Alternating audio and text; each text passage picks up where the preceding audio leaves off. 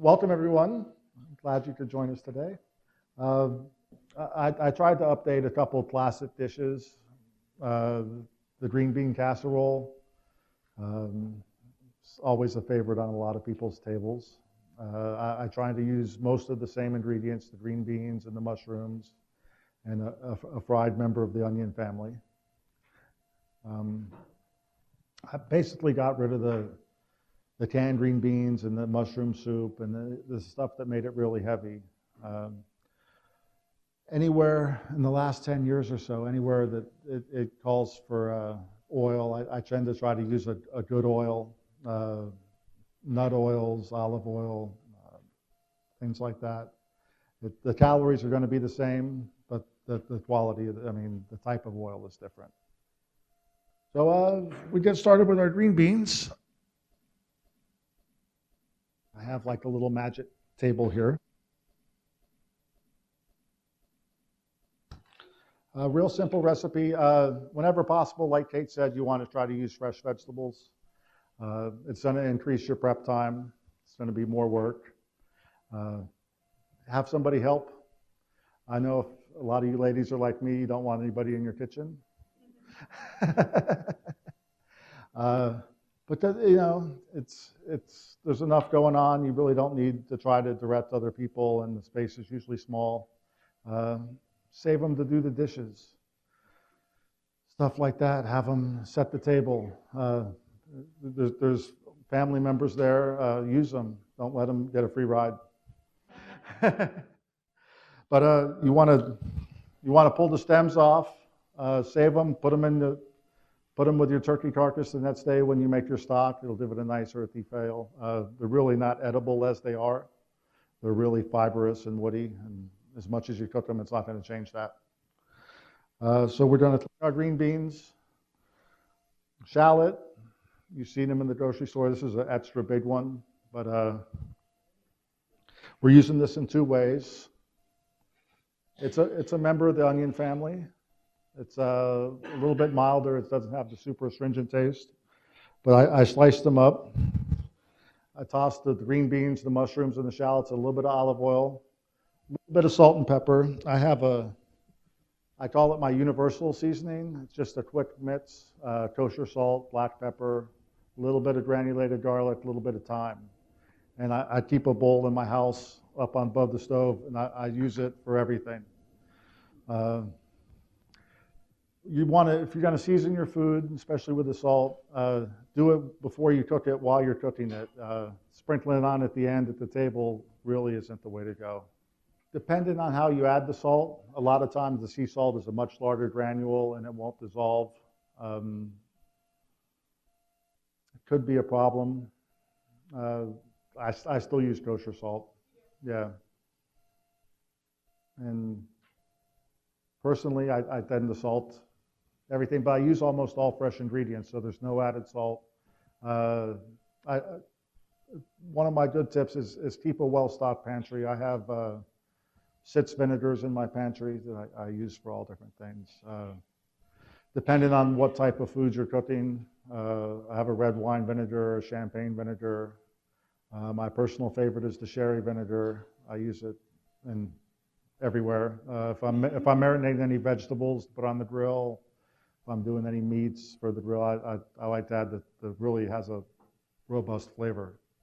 Rice wine vinegar if you're doing any Asian style foods. Malt vinegar if you're doing any fish and chips. Apple cider vinegar if you're doing some down-home southern cooking, if you're doing any pickles or anything like that. The regular white vinegar I keep under the kitchen sink. I use that for cleaning. We don't want to use that in any of our food. Okay, so it's real simple. You have the green beans, the mushrooms, the shallots. Toss it with a little bit of olive oil, a little bit of salt and pepper. Put it in a hot oven, 450. That's one thing when you're looking at recipes. You really need to know where the recipe came from. Did it come from a professional kitchen? Did it come from a home cook? It really is going to be a big variation. I write a recipe, I'm writing it for a convection oven, has a lot more BTUs than anything you can get at home, and it's not going to work the same in your home oven. A professional recipe, if I'm doing it at home, I usually turn the extra 25 degrees for an extra 25% cooking time is a general rule of thumb. And the same way if you're going backwards, if you're trying to convert a home recipe into a commercial setting, I usually drop the temperature by about 25 degrees and about 20% off the cooking time. And then work from there. I mean, it's not rocket science. Look at it, taste it. I have a whole pan of tasting spoons. If you don't like something, don't use it. I mean, unless you're baking something with yeast, you can leave something out of a recipe. It's not going to kill it. Use what you like, taste it, have somebody else taste it for you, and enjoy what you're doing. If you don't like to cook, don't try to cook. I mean, it's not going to be any good. I mean, I've seen people lose their passion for it. My grandmother, some people I've worked for, they used to really be excellent cooks, and for whatever reason, they kind of lost their desire to do it, and it's really sad. It's why I do it. I really love what I'm doing, so I like to have contrast and textures in the food. They are very thinly sliced, and the portion size is pretty reasonable. I know it's fried, so everybody's like, "Oh my god!" But you're just sprinkling a little on the top. They're sliced very thinly, so it's not going to add too much as far as calories and fat. And the calories and fat that are on the recipe include those, the topping of the fried shallots. So. I sliced them thin, just soaked them in a little plain water, a little plain flour, and I didn't season them until they just came out. So it's something, a little salt sticks to them. Yeah, and it depends on the time of year. It's really hard, especially when you're dealing with fresh produce. And recipes like this is dependent on the time of the year you're making it. They might not be in season. They might not be sweet. Your tomatoes won't be ripe. So you really have to take a lot of creative liberty when you're cooking. Now, if they can't find shallots, can they use onions? You can use onions. You can use leeks. Red onions work fine. Slice them thin. Soak them in a little water. You're going to pull out some of the bitterness, some of the real astringency in them. And then the flour is going to stick to them a little bit better. So you roasted hot oven. Check it, look in there. You want the green beans to start to turn brown around the edges of the pan. We're going to go first. 15 minutes, 20 minutes, depending on your oven. In there and grab one. Take a bite. Is it tender enough for you? Some people like their vegetables al dente. Some people like them cooked much longer. So it's really personal preference. You have to know your crowd, know what they want. Kind of have to be a psychic. Planning is very important. Getting people to help you, making lists, staying organized, doing things. You can buy a cheap steam table to keep things warm, put it in the cooler, cover it with aluminum foil. After the turkey comes out, put your stuff back in to rewarm it. So you kind of try to want to do dishes that are kind of friendly to reheating and stuff like that. And the two dishes I'm showing you today are really friendly. I cooked them early today just to show you how well they hold up. And they're still going to be super tasty. Again, with the garnish, I didn't put the onions on them. I didn't want them to get soggy. Something you can fry ahead of time. You can fry the day before. I mean, really plan your stuff out. Really make the day a lot stress-free, more stress-free, and you'll enjoy it more. You'll get to talk to your guests. You won't be running around hectic, frantic, burning things, dropping things. Okay, so super simple, 5 ingredients. You roast them in the oven until they get crispy. Put them in your pan. Keep them warm. Last minute before you go, heat them back up. I tend not like my food super hot. I don't think you can taste it as well. So that's the green beans. The second dish is sweet potatoes. The way they do sweet potatoes on the holidays has always kind of perturbed me a little bit. You buy canned sweet potatoes, you add butter and brown sugar and marshmallows, and you bake them. And sure, it tastes good. I mean, you should put it in the pie crust and not serve it with the main course.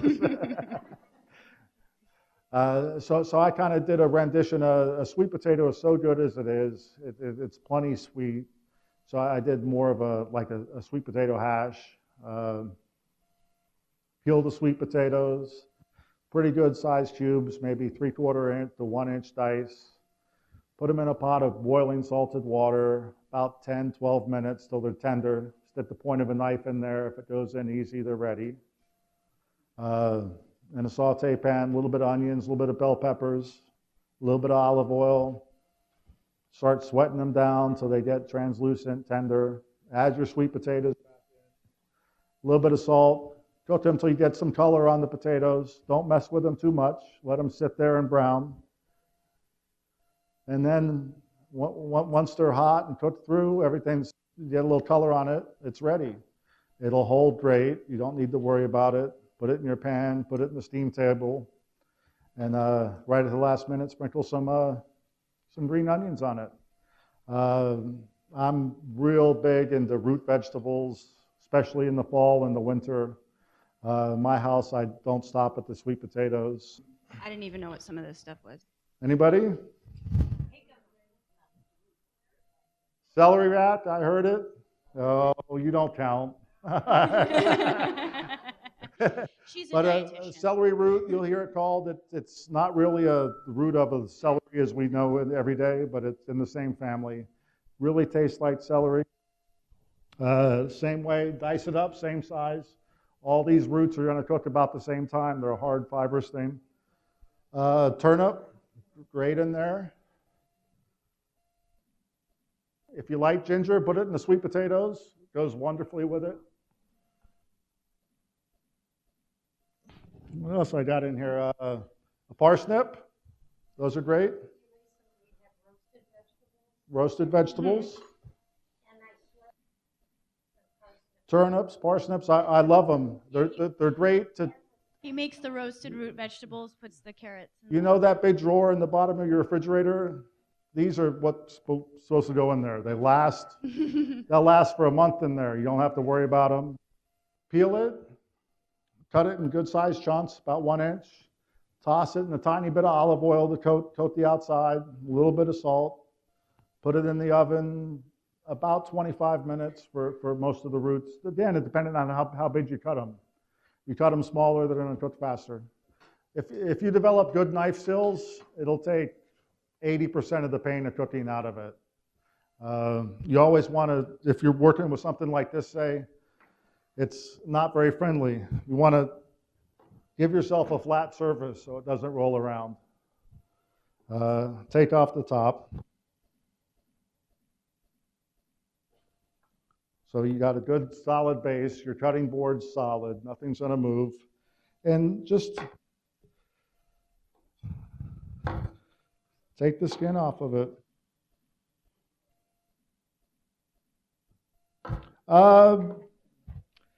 This one, not so much. A lot of the vegetable peelings I would. This one tends to have a lot of crevices, and it holds a lot of sand and stuff.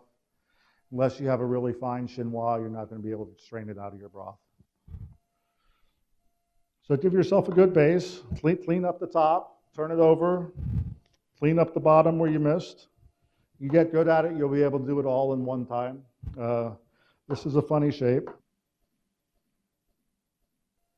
Cut it in manageable. There's one of the chefs on TV has you cut it into planks, you cut it into, I don't even know what he says, but it works for me. Stack them back up, and then you just 1, 2 more. And then you have your dice. One of these, 1 turnip, 1 rutabaga, 1 potato, and you could feed a family of 4 easily with, you know. And then once you get them all about the same size, when you're cooking a lot of things, you want to try to have all the sizes the same so they cook in the same amount of time. Any other questions? What else do I have here? Time management. Good equipment. Get a good pot. You don't need a whole set. Maybe a 6-inch skillet, a 12-inch skillet for something big. I find that a wok works really well if you're working at home, so you can stir it up without the stuff going everywhere. Good cutting board, good knives, a couple little basic tools. You don't need every tool in the book. A good food processor, I think, is a must. That'll take chopping garlic, chopping shallots, things you can just throw in there, herbs. That'll save you a lot of time. A little mandolin, they have the little green plastic ones. The Japanese mandolin's a great product. Just about any professional chef you see will always have one of those in his bag. And you don't need much more than that. You want to try some stuff? That's why they came, free food. All right, so like I said, this stuff I made because it's going to hold up good. The green beans I pulled out of the oven about 5 o'clock. So we're looking at about 2 hours holding. That's probably what's going to happen on Thanksgiving Day. You're going to need to hold them about 2 hours. They've been hot the whole time. The sweet potatoes, same way. I pulled those off the grill about 5:10. I had everything prepped, ready to go.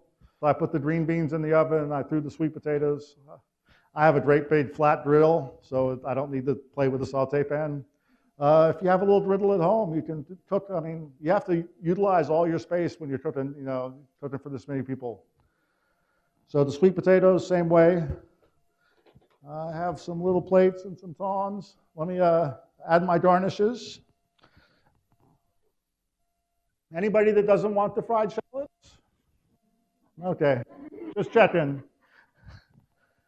So the scallions, I didn't add them because I want to keep the color. It's fresh, vibrant, it's healthy, and a healthy plate should have lots of colors on it. So if it's all brown and tan, it's probably not very good for you. And again, instead of having salt on the table, pick your favorite vinegar, a lemon or a lime, squeezed on the end will really brighten up the flavors, and you'll find you don't need the salt if you're really missing the salt. The last 5 years, I've really fallen in love with lime juice. I use it everywhere. I finished my soups with it. Any Southwestern food, Latin food, hit it with the lime juice at the end. And that's another tip I'll give you is if you're cooking an ethnic food, try to stay true to the flavors of the country where you're making the food from. Don't add balsamic vinegar to your Chinese food. Use soy sauce, but just use low sodium. I have low sodium soy sauce. Use a little bit. Use lots of vegetables. And I did a quick pickled radish because it's a really vibrant color. I wanted to try to break up the green and the brown there. And again, just a little apple cider vinegar, a little salt, a little sugar. Let them sit for 3 days. And the red in the skin went into the white and they turned pink. So it's kind of fun. Please dig in. Let me know what you think.